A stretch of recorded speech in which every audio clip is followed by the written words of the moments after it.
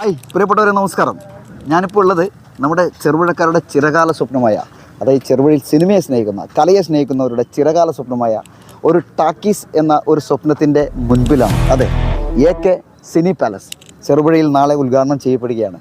നമ്മുടെ ചെറുപുഴ ഗ്രാമപഞ്ചായത്ത് president KF Alexander സാറിൻ്റെ അധ്യക്ഷതയിൽ പയ്യന്നൂർ MLA TI മധുസൂദനനാണ് നാളെ ഈ മഹത് കർമ്മം ഇവിടെ നിർവഹിക്കാൻ പോകുന്നത്.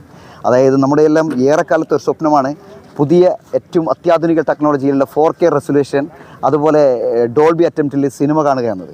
അതിന് നമ്മൾ കിലോമീറ്ററുകളോളം സഞ്ചരിച്ചുകൊണ്ടാണ് ഇതിനു മുന്നേ നമ്മൾ ആലക്കോടും പയ്യന്നൂരൊക്കെ യാത്ര ചെയ്താണ് നമ്മളൊരു നല്ല സിനിമ കണ്ടിരുന്നത്. അതിനൊക്കെ ഒരു പരിഹാരമായിക്കൊണ്ടാണ് ഇതാ AK സിനി പാലസ് ഇവിടെ നാളെ തൊട്ട് പ്രദർശനം ആരംഭിക്കുന്നത്. പ്രണവ് മോഹൻലാലിൻ്റെ ഏറ്റവും പുതിയ ചിത്രമായ റൈസ് ഡേ എന്ന ചിത്രത്തിലൂടെയാണ് ഇവിടെ നാളെ റിലീസ് ആ സിനിമയുടെ അത് റിലീസ് ചെയ്താണ് ഇവിടെ ഉദ്ഘാടന പ്രദർശനം തന്നെ നടത്തപ്പെടുന്നത്. അതോടൊപ്പം തന്നെ മൂന്ന് സ്ക്രീനുകളാണ്, 3 സ്ക്രീനും 4K ആണ്. ഇനി സിനിമയുടെ മാസ്മരിക ലോകം നമുക്ക് തീർക്കുകയാണ്.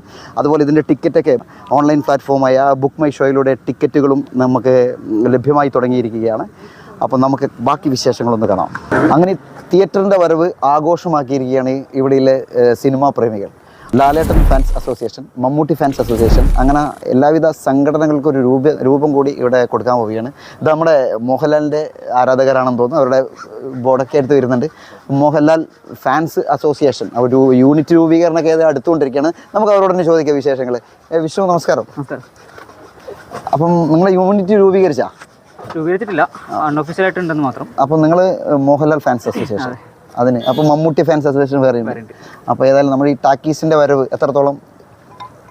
നമുക്കിപ്പം ഒന്നാമത്തെ കാര്യം, ഇത് കുറേ വർഷങ്ങളായി നമ്മൾ ആഗ്രഹിക്കുന്നു, ഒരു തിയേറ്റർ വേണം എന്നുള്ളത്. കാരണം നമുക്ക് സിനിമ കാണാൻ പോകണമെങ്കിൽ ആലക്കോട് പോകണം, അല്ലെങ്കിൽ പയ്യന്നൂർ പോകണം, കിലോമീറ്ററോളം. അത്രയും പൈസ ചിലവാണ് കൂടുതൽ. നമുക്കിപ്പോൾ വീട്ടിൽ നിന്നൊരു ടിക്കറ്റ് 10 മിനിറ്റ് കൊണ്ട് ഇവിടെ വന്ന് കാണാനല്ലേ.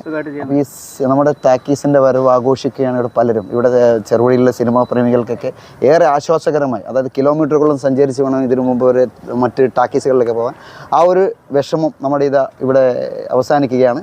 നാളെ തൊട്ട് 4K റെസൊല്യൂഷനിൽ 3 സ്ക്രീനിലായിട്ട് ഡോൾബി അറ്റംപ്റ്റഡ് സിനിമ, അതായത് ഏറ്റവും ലേറ്റസ്റ്റ് ടെക്നോളജിയിലൂടെ നമുക്ക് ആസ്വദിക്കാൻ പറ്റുന്ന രീതിയിലാണ് ഇവിടെ തിയേറ്റർ സജ്ജമാക്കിയിരിക്കുന്നത്. ഫാൻസ് അസോസിയേഷൻ്റെ ആൾക്കാരിൽ ഇവിടെ തിരക്കിലാണ്, അവരെ ഓരോരോ ബിസികളാണ്. ഞാനിപ്പോൾ അവരെ അന്വേഷിച്ചു, പക്ഷേ അവരെ ഓരോരോ തിരക്കിലാണ്.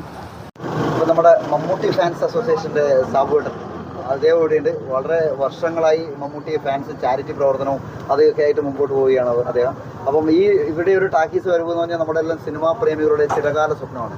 അപ്പം ഈ ഒരു ടാക്കീസിൻ്റെ വരവ് എങ്ങനെ ആഘോഷിക്കുന്നു? തീർച്ചയായിട്ടും നമ്മളെന്നാ പറയണ്ടേ, വളരെ ഹാപ്പി ആയിട്ടാണുള്ളത്.